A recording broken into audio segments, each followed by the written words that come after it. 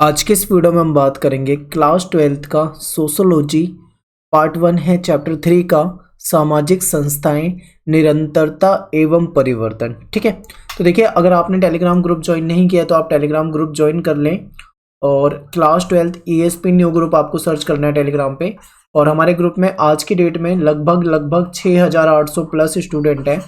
आपको यहाँ पे सारी अपडेट मिलती रहेगी और ऐप आप जरूर डाउनलोड कर लें हमारी। यहाँ से आपको फ्री MCQ टेस्ट मिल जाएंगे जहाँ पे आप क्विज में जाकर MCQ टेस्ट दे सकते हैं सब्जेक्ट वाइज। ठीक है, चलिए शुरू करते हैं वीडियो को और इसमें हम देखेंगे सबसे पहले जाति के बारे में पढ़ेंगे। चैप्टर हमारा है तीसरा, जाति।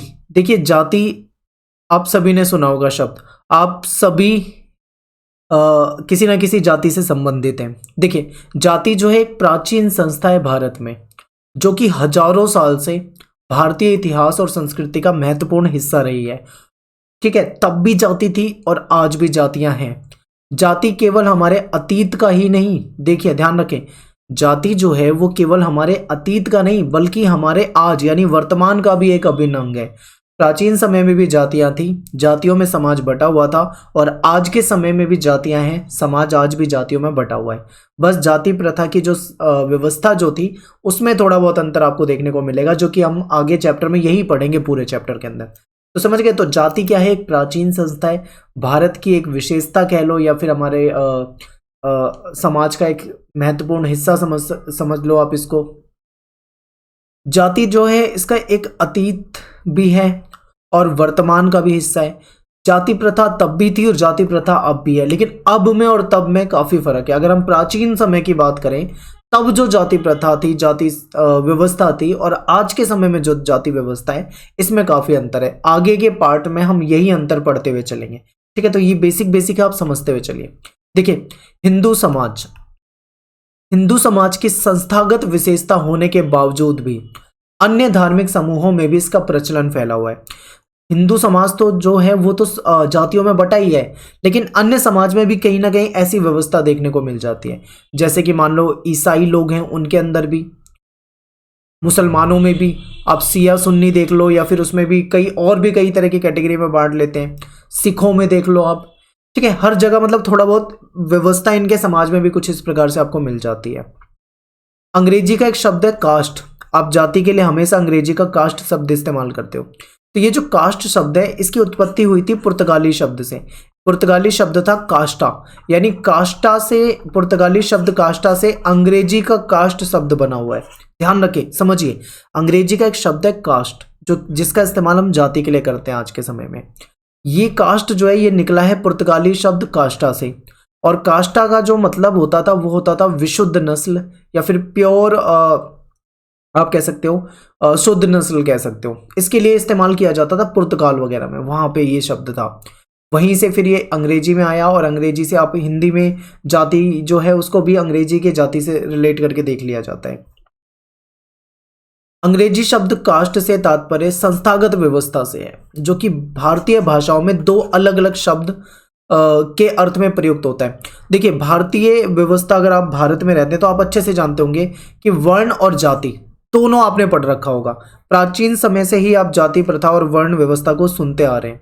तो आखिर क्या है? देखिए वर्ण का जो मतलब होता है, शाब्दिक अर्थ जो होता है वर्ण का मतलब वो होता है रंग। वर्ण जो होता है किसी कलर दर्शाता है। ठीक है, कलर को दर्शाता है। जाति जो है वो किसी पूरी स्पीशीज, किसी वंश, किसी वस्तु को दर्शाती है। और जाति जो होता है वैसे इसको हम भारत की जो संस्थागत हिस्सा है उसमें मान लेते हैं, पर जाति निर्जीव वस्तुओं के लिए, सजीव वस्तुओं के लिए भी होती है। एग्जाम्पल मैं आपको बता देता हूँ, आप समझिए। देखिए जाति, यहाँ पे तो जाति का इस्तेमाल जाति के लिए ही किया जा रहा है, पर इसका रियल में जो इस्तेमाल किया जाता है वो सजीव निर्जीव सबके लिए किया जाता है। मैं आपको एक एग्जाम्पल देता हूँ। जैसे मान लो मैंने आपके सामने बोला गाड़ी।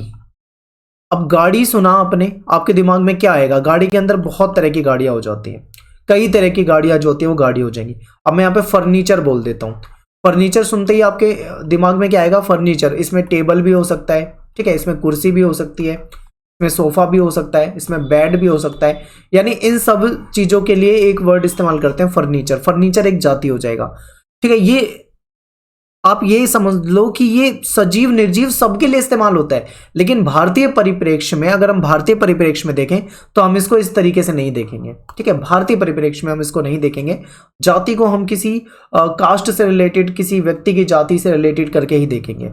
तो देखिए, समाज में ब्राह्मण, क्षत्रिय, वैश्य, शूद्र, इस तरीके से समाज बटा हुआ था। वर्ण व्यवस्था थी समाज में, और समाज ब्राह्मण, क्षत्रिय, वैश्य और शूद्र, इन 4 हिस्सों में बटा हुआ था। लेकिन इन 4 हिस्सों के अलावा, यानी कि मोस्टली जो लोग होते थे भारत के, वो इन 4 में से ही आ जाते थे। या तो वो ब्राह्मण वाली व्यवस्था, मतलब ब्राह्मण वर्ण से थे, या तो ज्यादातर लोग क्षत्रिय से थे, या वैश्य थे, या शूद्र थे। लेकिन इनके अलावा एक पंचम वर्ण भी था, या वर्ग आप कह सकते हो, पंचम वर्ग, 5वां वर्ग, उसके बारे में भी समझते हैं। देखिए, इन 4 श्रेणियों में विभाजन को वर्ण कहा जाता था। इस विभाजन में जनसंख्या का एक बड़ा हिस्सा सम्मिलित नहीं था। जो बड़ा हिस्सा सम्मिलित नहीं था वही है पंचम वर्ग, इसको हम कह सकते हैं। इसमें कौन कौन आ जाते हैं, जैसे कि मान लो विदेशी है, या फिर ऐसे लोग जिनको जाति से निकाल दिया गया हो, बहिष्कार कर दिया गया, या दास लोग, या युद्ध में हारे हुए लोग, ये आ जाते थे एक दूसरे हिस्से में। तो तथा अन्य जनसमूह में सम्मिलित होने से बना था ये। इसे पंचम वर्ग या फिर 5वीं श्रेणी के नाम से भी जाना जाता है। तो अब यहाँ पे समझिए थोड़ा सा, इतना मैंने आपके सामने थ्योरी पूरी बता दी है, अब थोड़ा सा समझिए जो मैं कहना चाह रहा हूँ। प्राचीन समय से ही अगर भारत का इतिहास पढ़ोगे तो आपको वर्ण व्यवस्था देखने को मिलेगी। ठीक है, अगर आप प्राचीन इतिहास को पढ़ोगे तो आपको जाति व्यवस्था देखने को मिलेगी।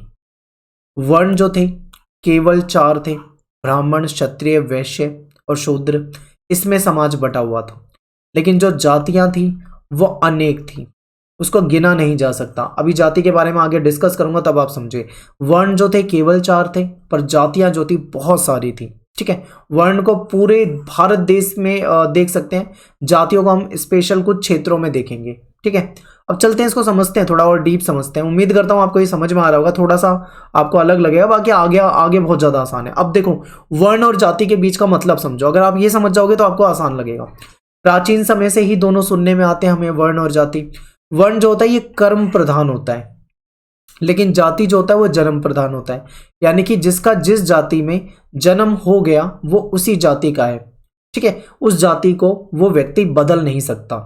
जैसे मान लो कोई एक्स जाति के घर में कोई बच्चा पैदा हुआ, तो वो जीवन भर एक्स ही रहेगा, एक्स जाति का ही रहेगा। उसके बाद उसके बच्चे जो है हमेशा एक्स, मतलब कोई भी जाति हो सकती है, वो जाति रह जाएगी। ठीक है, लेकिन वर्ण जो होते हैं वो कर्म प्रधान होते हैं, कर्म पे ध्यान दिया जाता है इसमें। अब बात कर लेते हैं यहाँ पे। देखिए, वर्ण में आपको बताया था मैंने, जैसे कर्म निर्धारित थे, आपने हिस्ट्री में पढ़ा होगा। जैसे ब्राह्मण हो गए, ब्राह्मणों का कर्म क्या था, अध्ययन करना, अध्ययन कराना, वेदों को पढ़ना, वेदों को पढ़ाना। ठीक है, भिक्षा प्राप्त करना, दान लेना, इस तरह की चीजें थी। अगर यहाँ पे हम क्षत्रियों की बात करें, क्षत्रियों का कर्म क्या था, क्षत्रियों का कर्म होता था शासन करना। ठीक है, अपनी प्रजा की रक्षा करना, युद्ध लड़ना, इस तरीके की चीजें। वैश्य का कर्म क्या था, वैश्य के जो काम होते थे वो क्या होते थे, कृषि वगैरह हो जाएगा, पशुपालन वगैरह हो जाएगा। शूद्र का काम क्या था, इन तीनों वर्णों की सेवा करना। इस तरीके से ये कर्म प्रधान है वर्ण जो है, लेकिन ये जाति जो है जन्म प्रधान है। यानी जो जिस जाति में जन्म लेता है वो उसी जाति का रह जाता है। जाति को बदला नहीं जा सकता। कर्म काम को बदला जा सकता है, पर जाति को नहीं बदला जा सकता। अब आगे देखो, वर्ण व्यवस्था जो है लचीली है, लेकिन जाति व्यवस्था बहुत ज्यादा कठोर है। जाति व्यवस्था में बहुत कठोर कठोर नियम थे। आप अगर अब के समय में थोड़ा कम है, गांव वगैरह में शायद अभी भी बहुत होता हो। अगर कोई एक जाति का व्यक्ति किसी दूसरी जाति से विवाह कर ले और वो जाति उसकी जाति से नीची जाति हो, तो समाज में बहुत तगड़ा असर होता था इसका। जाति से निकाल देते थे, यहां तक कि मार भी देते थे उनको, इतना कुछ हो जाता था। ठीक है, तो जाति व्यवस्था के जो नियम है काफी कठोर है। वर्ण व्यवस्था लचीली थी। वर्ण जो है संख्या में केवल 4 है, केवल 4 हैं, ब्राह्मण, क्षत्रिय, वैश्य और शूद्र। पर जाति की संख्या गिन नहीं सकते आप, इतनी सारी जातियां हैं, और जातियों के अंदर फिर जातियां हैं, फिर उसके अंदर और जातियां हैं। अब आप ऐसे नहीं गिन पाओगे, सैकड़ों हजारों जातियां हैं, इतनी सारी जातियां हैं। ठीक है, तो ये वर्ण और जाति का अंतर समझ गए। प्राचीन समय से ये व्यवस्था चली आ रही है भारत में, ये समझ गए। अब एक इतिहासकारों में एक विवाद हो जाता है। विवाद ये हो जाता है कि पहले वर्ण व्यवस्था आई या पहले जाति प्रथा आई। दोनों में से कौन पहले आई, या फिर दोनों साथ के साथ चलती आ रही है। कई तरह के मतलब सवाल इस पे उठते हैं, ठीक है। ये एक विवाद का विषय है, चलिए समझते हैं। वर्ण और जाति के आपसी संबंध की सटीक व्याख्या पर विद्वानों के बीच में विवाद है। कोई निष्कर्ष नहीं निकल पाता है, विवाद हो जाता है, लोगों के अलग अलग मतलब विद्वानों के विचार हैं इस पे। आमतौर पर वर्ण को एक अखिल भारतीय सामूहिक वर्गीकरण के रूप में माना जाता है। यानी कहने का मतलब ये है, आप समझिए, जैसे मान लो मैं यहाँ पे भारत का नक्शा बना देता हूँ, यहाँ पे स्पेस कम है, आप समझिए, ठीक है। मान लीजिए आप ठीक है, ये मान लीजिए आपके सामने मैंने भारत का मैप बना दिया है, और इसमें पूरी जगह पे, हर जगह पे जो लोग रहते हैं, पूरे देश में लोग रहते हैं, तो पूरे देश में जो है वर्ण व्यवस्था जो है लागू होती है। हर मतलब वर्ण के लोग आपको पूरे देश में मिलेंगे, यानी ब्राह्मण, क्षत्रिय, वैश्य और शूद्र, इन 4 कैटेगरी के लोग आपको पूरे देश में हर स्थान पे मिलेंगे। लेकिन जाति जो है वो किसी क्षेत्रीय या किसी स्थानीय लेकिन जाति को क्षेत्रीय या स्थानीय वर्गीकरण के रूप में समझा जाता है। अब जातियों में देखिए क्या होता है कि कुछ जाति ऐसी होती हैं जो केवल क्षेत्र विशेष में ही पाई जाती हैं। जैसे कि मैं आपको एक एग्जांपल देता हूं। एक जाति है मीणा, आपने सुना होगा। तो ज्यादातर जब भी मीणा शब्द आपके सामने आएगा तो आपको याद आएगी राजस्थान की, क्योंकि इस जाति के लोग राजस्थान में सबसे अधिक है, या अन्य भी हो सकते हैं, जहां तक मेरी जानकारी है ऐसा। और भी कई जातियां हैं, उन जातियों के लोग कुछ क्षेत्र विशेष में मिलते हैं। मान लो कोई जाति के हैं वो किसी क्षेत्र विशेष में किसी राज्य में मिलते हैं, लेकिन कोई किसी दूसरे राज्य में मिलता है, कोई किसी तीसरे राज्य में मिलता है। जातियों के लोग एक ही जाति के लोग पूरे देश में आपको नहीं मिल पाएंगे, ठीक है। एक ही जाति के लोग आपको पूरे देश में हर जगह नहीं मिल पाएंगे, लेकिन वर्ण के लोग होंगे, वर्ण आपको हर जगह मिल जाएगा। तो आप इसे समझिए, इस अंतर को, ठीक है। ये चीजें हैं। अब आगे देखिए, जातियों की संख्या निश्चित नहीं है, इसमें सैकड़ों या फिर हजारों जातियां या उपजातियां हैं। जातियों की संख्या जो है वो निश्चित नहीं है, इसमें सैकड़ों या फिर हजारों जातियां या उपजातियां हैं इसके अंदर। जाति जो है एक बहुत ही जटिल व्यवस्था है। मैंने आपको स्टार्टिंग में ही बता दिया था, जिसका जन्म जिस जाति में हो जाता है वो अपनी जाति को बदल नहीं सकता, ठीक है। उस जाति के नियम उसको मानने पड़ते हैं। जाति कभी भी चुनाव का विषय नहीं है, हमेशा मतलब ये क्या है, जन्म पे आधारित है पूरी तरीके से। तो आपको ये समझना है यहाँ पे। आगे देखिए, जाति व्यवस्था की उत्पत्ति को निश्चित करने का काल भी विवाद का विषय। अगर मान लो हम ये बोलें कि कब आई जाति व्यवस्था, कब से जाति प्रथा आई भारत में, तो इसके काल को भी मतलब समय को नहीं बता पाते विद्वान। अलग अलग विद्वान इस पे अलग अलग व्याख्या देते हैं, तो ये भी एक विवाद का विषय बन जाता है। एग्जैक्ट नहीं पता इसके बारे में। ऐसा माना जाता है कि 4 वर्ण का वर्गीकरण लगभग 3000 साल पुराना है। लगभग 3000 साल पहले 4 वर्ण वाली व्यवस्था आई थी, ऐसा माना जाता है, ठीक है। अब देखिए, थोड़ा समझिए इसको। विभिन्न समय काल में जाति व्यवस्था और के विभिन्न स्वरूप रहे हैं। अगर आप अलग अलग समय काल में पढ़ोगे उसके बारे में, तो आपको किसी ना किसी रूप में जाति व्यवस्था आपको दिखेगी, चाहे मामूली हो पर आपको जाति व्यवस्था कहीं ना कहीं दिख जाती है। अपने प्रारंभिक काल में वैदिक काल 900 से 500 ईसा पूर्व के बीच में जाति व्यवस्था वास्तव में वर्ण व्यवस्था ही थी। अब थोड़ा सा इसे समझिए, और ये केवल 4 भागों में बैठी हुई थी, सॉरी यहाँ पे आएगा 4 भागों में बटी हुई थी। इसको समझिए, वैदिक काल के बारे में समझिए। देखिए, वैदिक काल जो है इसको 1500 से लेके 600 ईसा पूर्व माना जाता है। कुछ किताबों में आपको 1500 से लेके 500 बीसी यानी कि ईसा पूर्व भी आपको डेट मिल जाएगी। अलग अलग किताब इसको अलग अलग बताती है, अलग अलग विद्वान इसको अलग अलग बताते हैं, ठीक है। एग्जैक्ट नहीं बताया जाता, अंदाजा माना जाता है इतने से इतना। तो वैदिक काल जो है 1500 बीसी से लेके ईसा पूर्व से लेके 600 बीसी तक का, 600 ईसा पूर्व तक का समय जो है ये, यानी कि 1500 से लेके बीसी से लेके 600 बीसी तक का जो समय है, ये पूरा का पूरा वैदिक काल माना जाता है। और शुरुआत मानी जाती है कि वर्ण व्यवस्था भी यहीं से बनी है। तो वैदिक काल को हम 2 हिस्सों में बांट के पढ़ते हैं, एक तो ऋग्वैदिक काल, एक उत्तर वैदिक काल। ऋग्वैदिक काल को पूर्व वैदिक काल भी कहा जाता है, ठीक है। तो ऋग्वैदिक काल जो है ये 1500 से 1000 माना जाता है ईसा पूर्व। उत्तर वैदिक काल 1000 से 600 माना जाता है। लेकिन कुछ किताबों में आपको ये 1500 से लेके 900 भी मिलेगा, और ये आपको 900 से लेके 500 भी मिलेगा। तो इतिहासकारों में इस बात को लेके विवाद है। समझिए, आपको विवाद में नहीं पढ़ना है, बस समझना है। यानी कि ऋग वैदिक काल और उत्तर वैदिक काल, दो समय महत्वपूर्ण है। ऋग्वेद जो था इस समय लिखा गया था इस काल में, इसलिए इसको ऋग्वैदिक काल कहा जाता है, और बाद के वेद जो है आपको उत्तर वैदिक काल में लिखे गए थे। अब ये कहा जाता है कि जो ऋग्वैदिक काल था इस समय में वर्ण व्यवस्था थी, कुछ विद्वान कहते हैं, और ये वर्ण व्यवस्था जो थी ज्यादा कठोर नहीं थी। लेकिन जैसे जैसे उत्तर वैदिक काल का समय आता गया, आपके एनसीईआरटी 900 से 500 मान रही है इसको, ये समय आता गया, उस समय ये व्यवस्था थोड़ी सी कठोर होने लगी थी। ठीक है, ये विभाजन जो था बहुत ही विस्तृत और कठोर नहीं था। स्टार्टिंग की बात करें, अगर हम ऋग्वैदिक काल की बात करें, ये जन्म से निर्धारित नहीं होता था। इन वर्गों के बीच में स्थान का परिवर्तन संभव था, एक वर्ण का दूसरे वर्ण को चेंज कर सकता था।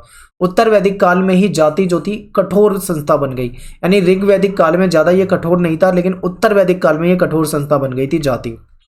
तो ये आपको यहाँ पे समझ में आया। देखिए अब अभी तक आपने क्या पढ़ा है, हो सकता है आपको आसान लग रहा हो सकता है आपको मुश्किल लग रहा हो, लेकिन आपको बिल्कुल नहीं घबराना। क्वेश्चन इतना सिंपल आएगा यहाँ से, बहुत सिंपल क्वेश्चन आता है, जाति और वर्ण व्यवस्था में अंतर बताइए। जो मैंने आपको यहाँ पे 2-3 अंतर बताए थे, ये वाले ऐसे अंतर आपको बता देते, बहुत सिंपल सा क्वेश्चन आता है यहाँ से। तो देखिए अभी तक हमने ये पढ़ा है कि किस प्रकार से प्राचीन भारत के इतिहास को पढ़ते हैं, जब प्राचीन भारत के समाज के बारे में पढ़ते हैं तो वहाँ पे हमें वर्ण व्यवस्था और जाति प्रथा दोनों देखने को मिलती है। वर्ण व्यवस्था लचीली थी, जाति प्रथा कठोर थी। वर्ण 4 थे, जाति कई सारी थी। तो ये सारा अभी तक हम समझते आए। आगे देखिए, जाति की कुछ विशेषता बताइए। क्वेश्चन आता है आपके पेपर में, जाति की कुछ विशेषता बताइए। अब देखिए ज्यादा से ज्यादा आपको 4 या 5 पॉइंट लिखने होते हैं पेपर में, इससे बड़ा क्वेश्चन आपके पेपर में नहीं आता। पर मैं यहाँ पे आपको कई सारे पॉइंट बताने वाला हूँ, आप इसमें से कोई भी 4-5 पॉइंट याद रखना बस। देखिए जाति जो है जन्म से निर्धारित होती है, जिसका जन्म जिस जाति में हो गया वो उसी जाति का हो जाता है और जीवन भर वो उसी जाति का रहेगा। जाति बदली नहीं जा सकती। ठीक है, जाति को बदला नहीं जा सकता। एक बच्चा अपने माता पिता की जाति में ही जन्म लेता है। ठीक है, जो माता पिता की जाति थी, बच्चा जो जन्म ले रहा है वो उसकी जाति वही कहलाएगी जो उसके माता पिता की जाति थी। ऐसे उदाहरण भी मिले हैं जहां एक व्यक्ति को उसकी जाति से निकाला भी जा सकता है। आपने देखा होगा, आप पुराने सीरियल या कुछ मूवी वगैरह देखते हो तो आपको पता होगा, कई बार ऐसा होता था कि मान लो कोई विवाह में ज़्यादा होता था कि कोई मतलब किसी दूसरी जाति का लड़का किसी दूसरी जाति की लड़की से शादी कर ले, तो फिर ऐसे में समाज उसको सही नहीं मानते थे। ठीक है, और उसको जाति से बाहर निकाल देते थे, उसका बहिष्कार कर देते थे। ऐसा आपने देखा होगा, तो ऐसा भी देखा गया है। विवाह के समय जाति का बहुत महत्व होता था। जब विवाह कराया जाता था तो जाति वगैरह बहुत ध्यान से देखी जाती थी। अपने से नीची जाति में कोई भी विवाह नहीं करता था, अपने ही लेवल की जो जाति है उसकी जो जाति है वैसे ही शादी की जाती थी। जाति के विवाह संबंधी जो नियम थे वो काफी कठोर होते थे। ठीक है, जाति सदस्यता में खाने और खाना बांटने के बारे में भी नियम बने हुए हैं कि कौन कहाँ खाएगा, क्या बांटेगा, इस तरीके के, किस प्रकार का खाना खा सकते हो आप, किस प्रकार का खाना नहीं खा सकते हो, सब कुछ नियम बने हुए हैं। किसके साथ खाना बांटकर खाया जा सकता है ये भी पहले से ही निर्धारित है। जातियों में आपसी उपविभाजन भी है। आप देखोगे ना, जैसे मान लो कोई भी जाति में, यहाँ पे नाम मुझे इतनी सारी जातियों के नाम भी नहीं पता, मान लो कोई जाति है यहाँ पे, उस जाति के अंदर भी कई सारी जातियां होती हैं। ठीक है, उस जाति के अंदर भी कई सारी जाति, फिर उसके अंदर भी उपजातियां होती हैं, यानी कि जातियों में आपसी उपविभाजन भी होता है।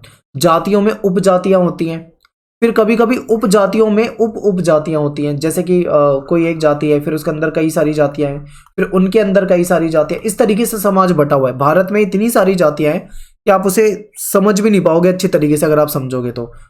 ठीक है, पारंपरिक तौर पर जातियां व्यवसाय से भी जुड़ी होती हैं, यानी बिजनेस से भी जुड़ी होती हैं। एक जाति में जन्मे लोग उस जाति से जुड़े व्यवसाय को अपना सकते हैं। जैसे मान लो कोई कुम्हार है, वो मिट्टी के घड़े बनाता है, तो उस का जो बच्चा होगा वो भी मतलब वो उसको भी अपने काम में ही लगा लेते थे, वो भी घड़े ही बनाएगा। तो इस तरीके से ये चलता रहता था। ठीक है, अतः ये व्यवसाय जो था वंशानुगत हो जाता था, यानी पिता कुम्हार था, बेटा भी कुम्हार है, उसका बेटा भी कुम्हार है, मतलब पीढ़ी दर पीढ़ी जो उनका काम था, बिजनेस था, वो एक दूसरे पे हस्तांतरित होता रहता है। ठीक है, वंशानुगत हो जाता है। किसी दूसरी जाति के सदस्य वो काम नहीं कर सकते, यानी फिक्स हो गए थे काम कि कुम्हार जो घड़े बनाने का काम है वो कुम्हार ही करेंगे, सोने से रिलेटेड काम जो है सुनार ही करेंगे। इस तरीके से बिल्कुल फिक्स हो चुका था ये सब कुछ। जब जाति जन्म द्वारा कठोरता से निर्धारित हो गई, उसके बाद किसी व्यक्ति के लिए सैद्धांतिक तौर पर कभी भी उसका स्थिति को बदलना असंभव था। यानी जब जाति व्यवस्था बहुत कठोर रूप से लागू हो गई समाज में, उसके बाद जाति को बदल पाना पॉसिबल नहीं था। यानी जो जिस जाति का है वो उसी जाति का रहेगा, चाहे उच्च जाति के लोग उच्च स्तर के लायक हों या ना हो, उनका स्तर हमेशा उच्च रहेगा। मैं आपको एग्जांपल दे देता हूँ। मान लो कोई बहुत ऊंची जाति है, कोई भी हो सकती है वो जाति, बहुत ऊंची जाति है, अगर उस ऊंची जाति में कोई उनका बच्चा है, वो बेवकूफ है, ठीक है, बेवकूफ है, कोई योग्यता नहीं है, बिल्कुल भी योग्य नहीं है, लेकिन फिर भी वो ऊंची जाति का में जन्मा हुआ बच्चा है, इसलिए उसका समाज में स्तर जो रहेगा वो उच्च ही रहेगा। लेकिन कोई निम्न जाति में जन्मा बच्चा है, निम्न जाति में कोई जन्मा हुआ बच्चा है, मान लीजिए वो बहुत होशियार है, बहुत इंटेलिजेंट है, बहुत मेहनती है, लेकिन उसका स्तर समाज में जो माना जाएगा वो निम्न नहीं माना जाएगा। क्यों? क्योंकि ऐसे नियम ही बना दिए हैं जाति प्रथा वाले, ठीक है। तो चाहे उच्च जाति के लोग उच्च स्तर के लायक हों या ना हो, उनका स्तर हमेशा ऊंचा ही माना जाएगा। निम्न जाति के लोग का स्तर हमेशा नीचा ही माना जाएगा। इस तरीके के भेदभाव थे, इसे कहा जाता है कठोर जाति के नियम। यानी जाति की व्यवस्था जो है वो बहुत ही कठोर है। अब देखिए, जाति व्यवस्था के को दो सिद्धांतों के कॉम्बिनेशन के मिश्रण के रूप में समझा जा सकता है। यानी दो सिद्धांतों के समुच्चय के रूप में देख सकते हैं। एक होता है भिन्नता और अलगाव, दूसरा होता है संपूर्णता और अधिक्रम। अब ये सेपरेशन और ये जो आपका टॉपिक है इसको समझिए, भिन्नता और अलगाव। देखिए, पहले भिन्नता और अलगाव को पढ़ेंगे, उसके बाद ये जो दूसरा है संपूर्णता और अधिक्रम, इसको बाद में पढ़ते हैं। तो पहले भिन्नता समझते हैं। हर जाति से ये उम्मीद की जाती है कि वह दूसरी जातियों से अलग हो, अतः एक जाति जो है वो किसी दूसरी जाति से कठोरता पूर्वक अलग हो जाए, यानी अलग रहे बिल्कुल। जाति के अधिकतर नियम जो है वो जातियों को मिश्रित होने से बचाने के अनुरूप तैयार किए गए। यानी जातियों के जो नियम बनाए गए वो भी इस चीज को ध्यान में रख के बनाए गए ताकि ये जातियां आपस में कभी मिले ना, मिश्रित ना हो एक दूसरे में, ठीक है। और ऐसा शादी वाला नियम जो है वो सबसे ज्यादा है। मान लो दो अलग अलग कास्ट के लोग आपस में शादी कर लेंगे तो कहीं ना कहीं उनके बीच में, परिवारों के बीच में मिश्रण रिलेशन बन जाएगा, एक दूसरे के रिश्तेदार हो जाएंगे, फिर एक दूसरे की चीजों को अपनाएंगे। ये होता है। तो ऐसे में रूल ऐसे बना दिया गया कि वो एक दूसरे से शादी ही नहीं कर सकते। जब वो एक दूसरे से विवाह ही नहीं कर पाएंगे तो जातियों का मिश्रण नहीं हो पाएगा। तो यानी कि जाति के जो अधिकतर नियम थे वो ऐसे बना दिए गए थे ताकि दो अलग अलग जातियों का आपस में मिश्रण ना हो पाए। इन नियमों में शादी के नियम, खान पान के नियम, सामाजिक अंतःक्रिया के नियम और यहाँ तक कि व्यवसाय, जो व्यवसाय होता है, बिजनेस होता है, उसके भी नियम कि भाई फलाना व्यक्ति का काम घड़ा बनाना है, फलाने व्यक्ति का काम लोहे से रिलेटेड है, फलानी जाति के व्यक्ति का काम ये है, फलानी मतलब जातियों को अलग अलग तरीके से विभाजित कर दिया गया था, उनके काम को विभाजित कर दिया गया था। इसको हम भिन्नता और अलगाव कह सकते हैं। दूसरा है संपूर्णता और अधिक्रम। अब इसके बाद में देखिए, जाति व्यवस्था की एक और महत्वपूर्ण विशेषता है, इसे अधिक्रम कहते हैं। अधिक्रम का मतलब क्या है? अधिक्रम का मतलब होता है कि हर वर्ग का या हर जाति का समाज के अंदर एक विशेष दर्जा होता है। हर जाति का समाज के अंदर एक विशेष दर्जा होता है। हर जाति के मध्य कुछ अंतर होते हैं, सभी जातियों के बीच में कुछ ना कुछ अंतर होते हैं। ये अंतर होते हैं शुद्धता और अशुद्धता के। अब शुद्धता और अशुद्धता यानी जाति क्या शुद्ध और अशुद्ध हो सकती है? यस, बिल्कुल हो सकती है, क्योंकि समाज के जो नियम बनाए हैं वो विभाजन वाले नियम ही ऐसे हैं। कुछ जातियों को समाज में उचित स्थान यानी ऊंचा स्थान प्राप्त होता है, जिन्हें शुद्ध माना जाता है। कुछ जातियों को समाज में निम्न स्थान प्राप्त होता है, जिसको अशुद्ध माना जाता है। अब समझिए, इस चीज को समझिए ध्यान से। यानी कि समाज में विभिन्न जातियों के बीच में कुछ अंतर होते हैं, ठीक है, यहाँ पे आप देख पा रहे हैं। और हर जाति का समाज में एक दर्जा होता है, ठीक है, चाहे ऊंचा दर्जा हो चाहे नीचा दर्जा हो, पर कोई ना कोई दर्जा होता है, ठीक है। जो शुद्ध माने जाते हैं यानी जो ऊंची जाति के होते हैं उनको शुद्ध माना जाता है, जो निम्न जाति के होते हैं उनको अशुद्ध माना जाता है। ये जो चीजें हैं ये आपको समझने, ये पेपर में ऐसे बेसिक क्वेश्चन आ सकते हैं। आपको अगर मुश्किल लग रहा हो जरा भी तो आप वीडियो को 2 बार देखें, पर इसे समझ के जाएं बिल्कुल। आप सपोर्टिंग मटेरियल पढ़ सकते हैं, वहां पे आपको काफी सिंपल शॉर्ट में दे रखा है। अब देखिए एग्जाम्पल भी आपके सामने दे रखा है। जैसे सबसे उचित स्थान पर है ब्राह्मण, यानी सबसे ऊंचे स्थान पे कौन है? ब्राह्मण है, सबसे समाज में ऊंचा स्थान इनको मिला हुआ है। इसके बाद आते हैं क्षत्रिय, यानी इनसे नीचे आते हैं क्षत्रिय, फिर उनके बाद आते हैं वैश्य, ठीक है, और सबसे नीचे आते हैं शूद्र। इस तरीके से समाज में इनका स्तर पहले से ही बांट रखा है। और अगर वर्तमान समय की बात करें, आज के समय की बात करें, क्योंकि आज के समय में ये चीजें जो है पहले के मुकाबले कम हो गई हैं, तो अब आज के समय की बात करें तो आज के समय में ऊंचा स्थान उसका है जिसके पास सत्ता और शक्ति है, जिसके पास ताकत है, जिसके पास सत्ता है, उसका स्थान ऊंचा है। ये भी आपको एक पॉइंट याद रखना है। तो ये तो था हमारा पार्ट 1, और उम्मीद करता हूं आपको समझ में आया होगा, बेसिक बिल्कुल समझाया है। आगे जो आपका कंटेंट है वो काफी इंटरेस्टिंग होने वाला है, ठीक है। तो आप मुझे कमेंट करके जरूर बताएं आपको अच्छे से समझ में आया या नहीं। अगर आपको नहीं समझ में आ रहा तो आप वीडियो को 2 बार देखें और एक बार सपोर्टिंग पढ़ सकते हैं, एनसीईआरटी पढ़ सकते हैं, ठीक है। कुछ टॉपिक मुश्किल हो सकते हैं, बाकी है बिल्कुल आसान। यहाँ पे बेसिक में आपको 1 मिनट में रिवाइज करा देता हूँ। जाति और वर्ण के बारे में पढ़ा, प्राचीन समय से ही है भारत में। वर्ण जो व्यवस्था है वो 4 वर्ण होते हैं, जाति कई सारी होती हैं, इनके बीच में क्या अंतर होता है ये आपको बता दिया है, और कई सारे आगे रूल नियम वगैरह बता रखे हैं, उसकी विशेषताएं वो सारे आपको बता दिए। तो मिलते हैं नेक्स्ट वीडियो में। थैंक्स फॉर वॉचिंग सभी को। जय हिंद, जय भारत।